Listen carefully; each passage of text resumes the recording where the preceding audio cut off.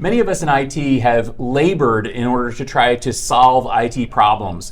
But when it comes to really thorny business problems like ransomware, that's really a C-level problem as well. That's what we're going to talk about this week on the On-Premise IT podcast. Welcome to the On-Premise IT podcast, the only show that dares to be both on-premise or on-topic, and yes, this week on location in New York City here at Commvault Shift. I'm your host, Stephen Foskett from Gestalt IT, and I am thrilled to have some mighty fine guests on here talking about the responsibility for cybersecurity and cyber resilience. Before we get started, let's meet who's on the panel today. My name is Eric Wright. I'm the Chief Content Officer at GTM Delta. We do technical product marketing as a service for startups and enterprise technology companies. I'm Gina Rosenthal. I'm the founder and CEO of Digital Sunshine Solutions. We're a fractional product marketing organization. And I'm Thomas Bryant. I'm Director of Product Marketing here at Commvault. So, Thomas, I'm going to start with you. We just heard the announcement of Commvault, at Commvault Shift, of Commvault Cloud powered by Metallic AI. Commvault is shifting toward figuring out how to crack the cyber resilience challenge. And one of the things that really stood out in this conversation, especially because of your new advisor, Melissa Hathaway, who is just incredible, is the immense importance that we get the CEO, the CIO, even the board on board with cyber resilience. Tell us a little bit about the sort of the internal workings here and what is Commvault trying to do? Yeah, I mean, I think from the board in that kind of C-level position, I mean, we're seeing it more and more, especially with government mandates. I mean, they're making it so that the folks that run companies and organizations, they're going to have a stake in that game because they can be held personally liable for what happens with companies. And so I think for us, the big thing here is that as data protection is shifting left, we also have security folks that are trying to shift right. And the reality is that ransomware lives in the gaps. It lives in the dark spots between these different groups. And unless we have mandates that come from that higher level, coming down from the CISO and the CEO, the CIO, then it becomes really difficult to get these different silos of people to work together. The thing that was the theme that, and Gina, you brought this up too, of like we have to make sure that people are okay with doing what we've been doing for decades, right? Yeah. Like you talked about your own history when we had the talk earlier. Like we've all been at this for a while, and we were doing these practices. Now we're seeing productization of these practices. Yeah. But it always boils back to like who's responsible. Yeah. And we need to, I think, celebrate responsibility. Like that's one of the things. Don't hide it, but let's be like, hey, something weird just went on, and let's solve it. Yeah, you need to bring it out into the light. I mean, it again, because ransomware lives in those kind of dark spots where it falls in between different groups and different areas of responsibility. And until we can start to bridge those gaps, it becomes really difficult to do these things. I think what was interesting with some of the things I heard, aside from we've been doing it for a long time, I think what's different is now instead of just having a couple of rogue actors, putting something in a script that showed up in an IM, a link in a script that showed up in an IM and infected everything. Not that I have any scars from that or anything. So now we have, it's international groups that are doing this, number one, as warfare, literal nation state warfare. Yeah. And number two, as organized crime units, to get the money for encrypting all the data. It's not something that is a couple of people doing it on the side and doing it because it's hilarious. They're actually after a lot of money. They're organized. They do it as a service. They have a help desk that you call to help you pay.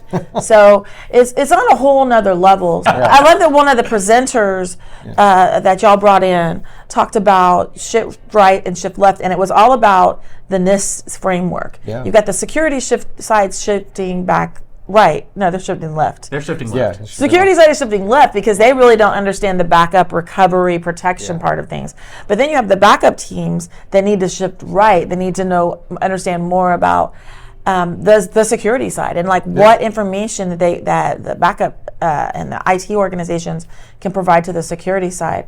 So I think what's happened is there has to be this collaboration between the security teams, the networking teams, as they also brought out, the IT ops teams, when there is an incident, to make that recoverable right away. And to make the collaboration happen, a lot of times it is going to have to come from the top down. Can we incentivize rather than punish? I think that's the interesting thing. Like we look at, I mean, Thomas, you and I have been in the ITOM, well, all of us have been, field for a long time, and we used to say that automation at first was like it wasn't celebrated, and in fact you were seen as lazy that you would automate some stuff. Now it's like mandatory, and I think we learned that by admitting that the way we were doing it before, while effective, is not effective with the new tools available.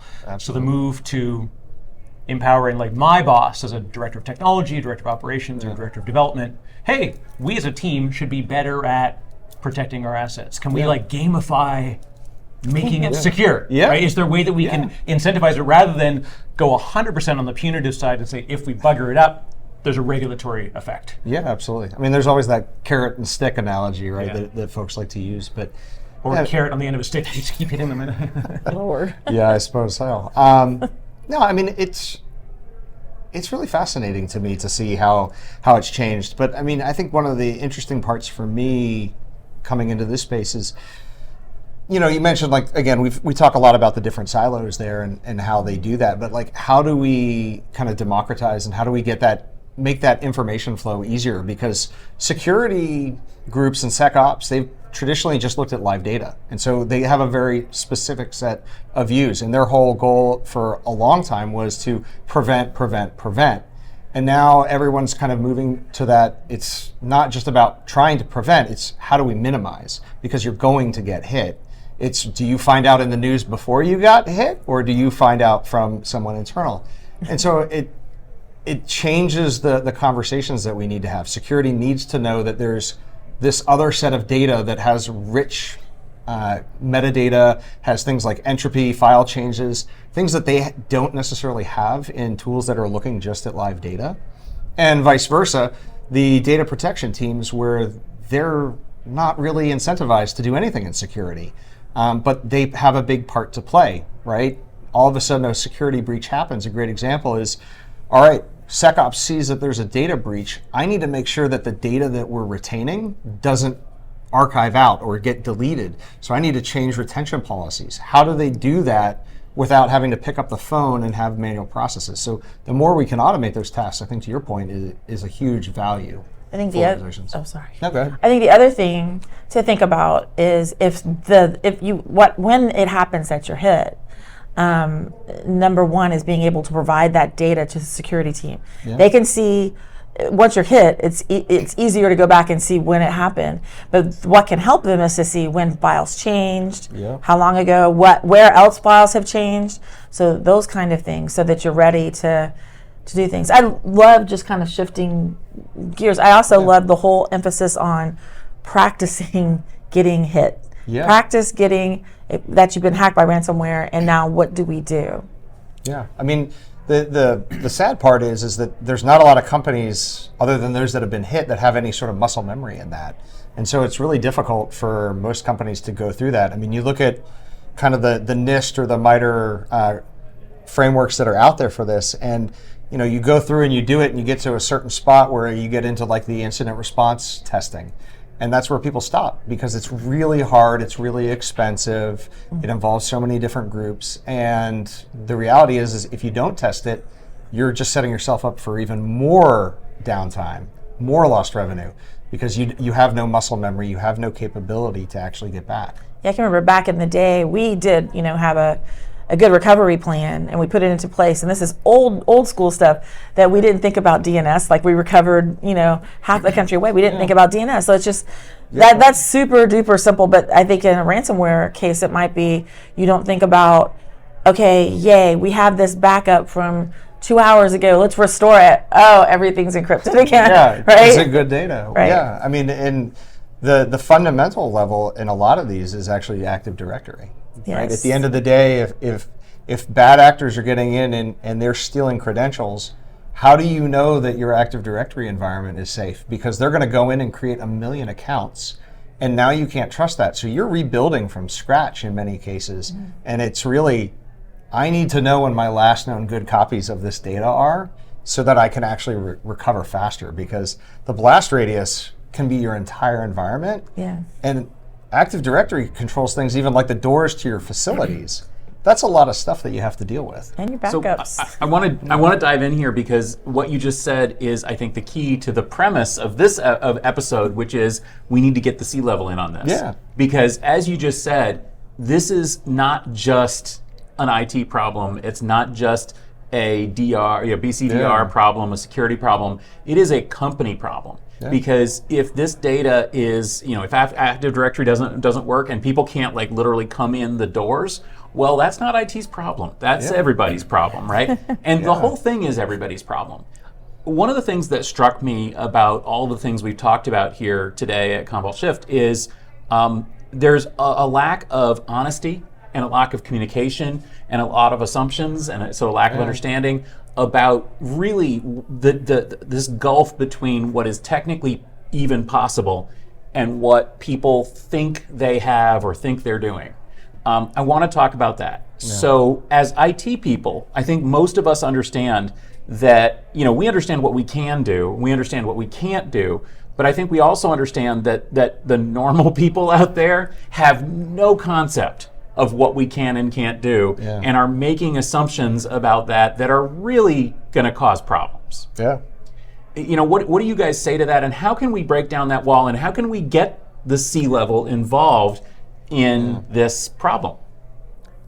I think it actually starts in the middle and moves up, because the C-level, they do understand they're generally responsible for it just by their position in the company. They have a legal fiduciary responsibility that's different than most of us. Yeah. However, we, say senior technologists and senior leaders in the organization, need to take a vested interest in making sure that we're protecting our leadership and ourselves through that. And like you said, we talk about honesty and transparency, like that, being more open about risks. And when a plane goes down, the first thing you do is a month later you book a flight with that company, because they're never going to let a plane go down again. If you have a company that's subject to an attack and they survive it and they give you how they got through it, we should celebrate that, and we should ultimately learn from that. But it's hard. So I think me as a technologist, I know in the end, my boss is going to have to go to their boss and say, we can recover the environment in 24 hours. I have to make sure that they're not lying. I thought I found interesting about the SolarWinds attack. They were definitely attacked. It was definitely a nation-state attack. That's all on record and proven. But in the last few weeks, we've seen their CISO fined, and found guilty of not being honest about what happened. And the case is fascinating when you go down to it, because there were just individual security players that raised the message up to their next level and said, if anything happens, we're screwed. We don't have this, we don't have this, we don't have all of these things in place to protect us. And the worst happened. But they lied. And like we heard earlier, they lied. The problem is they lied to the street. So there's a stock problem with that, which is why our U.S. government, anyway, has gotten involved and is putting down regulations that things have to be declared and claimed. So I'm all about the lovey-dovey good stuff and encouraging the good. There's too much that is, people are not telling the truth, and it's important to know. And so I'm really glad that that our government is doing that, but I also think those fines are going to be a warning shot to CISOs to hopefully start considering what they're doing, and not only find the tools to do these correctly, but to get their house in order. Yeah, a lot of it is about that operational model, right? Like in the cloud world, we have the cloud operating model, but in the cyber resiliency world, we've got a lot of frameworks, but actually putting that into process and building operational models, that has to come from the ground up, but also from that C-level down. And I think at the end of the day, some of the things that are going to drive that are going to have to be these sort of regulations that come from the government. We see things like DORA in the UK or in EMEA, where they're going to have financial repercussions and possible criminal things come to people if they don't actually do it. And again, we have to take it away from being a negative and turn it into a positive. Because everybody's so afraid. Well, yes, there's a piece of that, but just being more open, and it's something that's hard, I think, across all IT. We've always had those issues of, somebody at VMware a good friend of mine, he's always like the cylinders of excellence, right? Everybody's silo is very unique and very much their own. But when you go outside of that, they don't want to talk. And we really have to find better ways to bridge that gap. Well, we also have this fixation in IT about being wizards. Yeah. Like, There's a bit of magic there. I am a wizard. I know all there is to know about my area. I am the wizard of storage, and you should prostrate yourself before me so that I can give you the storage and I can do the storage thing, right? And yet, I think a lot of us don't want to admit that I am the wizard with a broken wand in a rundown castle that isn't really sure where all the passages go. And I think that's a big challenge here too, because we want to be able to say confidently, yes, all of the data is protected. Yes, I can recover this if we have a ransomware attack. Yes, I'm sure that it'll work. But we really know deep in our hearts that that's not true. Well, I kind of push back on that just a little bit. I'll give you some of our IT on-premise podcast glow here. Because I think a lot of the wizards that we are wizards. We do see the stuff that's happening. But if you bring that up to your boss, like, nah, we're not going to cause any waves, and nothing ever, you bring that up to your boss and have the solution for it, which is a no-cost solution, perhaps, or maybe an all-encompassing solution where you get a new platform. You could give them the little bits and pieces and warn them it's going to happen. But if you're in an organization that does not like those waves made, your boss ain't going to take it higher. And if that C-level has made it plain that they don't want it, they're not going to accept it either. I think that we've talked about this. We've seen this we've been in this for 20 years. Been doing the right things for 20 years. If the C-level hasn't gotten themselves together and figured out that they have to pay attention and be more protective and proactive, I think we do need some government action to make it happen. Yeah, the new CSO and the new CIO. I mean, when I was I'm older than dirt. So when I was around in the 90s, a CIO, we used to stand for career is over. It was like the Office of Special Projects. So like, Joanne's about to retire. Let's give her 18 months as a CIO. She knows the business and she knows the software team. And it was, where Pete would be put up and he'd become the CISO because, Pete ran the networking team. So he must know something about security. And it was like people were sort of mushed into these locations and in the organization, not necessarily with the capabilities that was necessary to defend the position of that title yet. I don't think we have an excuse anymore. No, not so much. They get paid a lot of money too. Well, and that's an interesting thing. Like compensation, compensation is punitive and as bonus, right? Can we actually incentivize through just raw, monetary means that if you have a more secure environment, you get a 7% bonus. Something like, is there a way that we can create good behaviors through good practices and good rewards Dude, you have little kids. Does that work all the time with your little kids? I got 4 kids and I got 4 cybersecurity problems on my hands. No, 100%. Yeah, my belief that we're going to do the right thing is always tested when the right thing needs to be done. Exactly. It is easy to say, we've got this, it's all set, I'm going to do the right thing when the time comes. It's much harder to do that when the time comes. Right. Especially if there's if you're responsible for it all and there is no repercussion to you really if you don't do the right thing, why would anybody do the right thing? I think a lot of us have had the IT, that old classic IT joke of, it's a resume, resume generator. I mean, you laugh because you all know this, right? It's the true. idea is if this ever happens, what's your solution? What's your plan? Well, I get another job. Yep. And that is really, really bad. Yeah. That's why we're wizards too, though. Yeah. If you're a bad wizard, then you get another job. If you're a good wizard, you fix it. Yeah, so is it the person that lies on the resume to go get the job that they lied about the job description? Now we have to then be good. But no, in the end, I think you're right that we as humans can use this technology. And like AI, I applaud that the team didn't really focus. Like AI was mentioned through some of the discussion, but it wasn't like AI is the solution. It was we're using AI to do processes that we already developed. Yeah. In active practice as teams, and then we moved it into the solution. Yeah. And then the methodology was represented in AI. Yeah. If the methodology wasn't sound, and the human interaction with such methodology isn't sound. You can throw any AI at the world, isn't going to fix the problem. But at the way that Commvault has approached it with the a new platform, a new approach, fancy new logo, I like the color, but like it is a revisiting of like, hey, we've been doing this stuff for a long time, but this is new, and we're going forward in a new way that we've learned in practice. Yeah, I mean, I think that's one of the things, and I don't. We talked a little bit about it during the sessions earlier, but I mean, we've got a new thing called Platinum Resilience, and the whole premise there is it brings up everything that you can get from the Commvault Cloud, but it brings in the practitional pieces of, hey, you're not ready for ransomware, you don't know how to be ready for that, so we have things like ransomware assessments and readiness pieces to actually help you build that, because at any given time, there's probably dozens of companies everywhere around the world that are actively recovering from ransomware. And so when we learn as Commvault, as experts helping our customers through those situations, how can we apply that to get more proactive? Again, Stephen, you mentioned like, how do we get more proactive about this? How do we, kind of lean into it a bit more? And I think that's one thing that we're really trying to take a stake in, is to say, look, we've been doing this a very long time. We are good at what we do, and how can we help your organizations build a practice around this and shine a light on ransomware and some of those gaps that you may have organizationally with people and process and maybe some technology.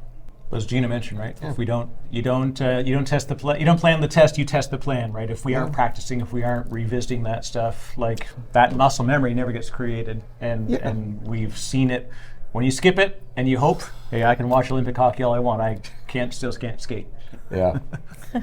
So I want to flip it over too.